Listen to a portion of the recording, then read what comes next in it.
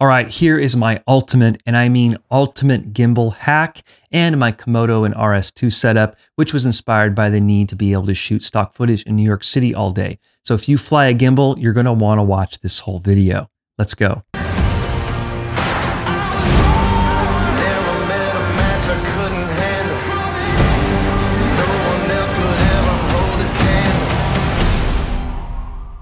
Well, first of all, I love using the RS2 with the Komodo. I mean, it's a perfect combination of being lightweight and awesome performance.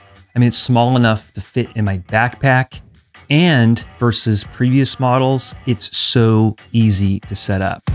In fact, that's probably one of my biggest complaints, and the reason you'll find me not using a gimbal, probably 100% of the time, is it's fighting with the setup and the transition, and I'm like, forget this, it just stays in the car or wherever, and I'm shooting handheld. Now, because it's easy to set up, you're also gonna find me, well, and I'm actually known for this, setting up in some pretty random places. Hey, there's not a lot of space to set things down in New York City, okay? Come on.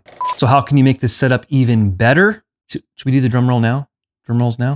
Well, here is the ultimate hack. Drum roll.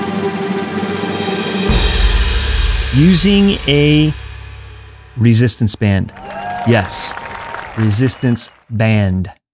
I've been working out exclusively with resistance bands the last couple of years, and one day I had the idea about using it to take the weight off while I was doing a stock footage shoot in Penn Station. Now, on that note, if you're wanting to know how to create marketable stock footage and create passive income with your camera, you can actually click the link down in the description. As far as the shoot in Penn Station, it worked amazingly well.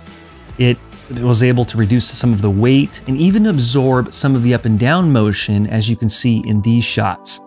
Incredibly smooth.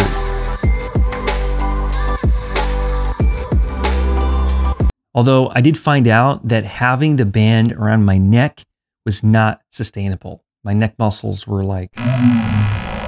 So I took the hack a step further by attaching the band to my Peak Design backpack. Shout out to Peak Design, by the way. Love you guys. You guys make amazing products. It took the weight off my neck and then gave me a perfect amount of resistance so that the Komodo and the RS2 just float. I mean, just float. And let me tell you, now I've been using this setup for quite a while and I can shoot for hours and no fatigue, and even one-handed. And even if you wanted to use it on, say, the subway, where extra stabilization does really come in handy. Now, speaking of float and being handy, this band setup came incredibly handy when I was actually using the Tilta float with the Komodo on a real estate shoot.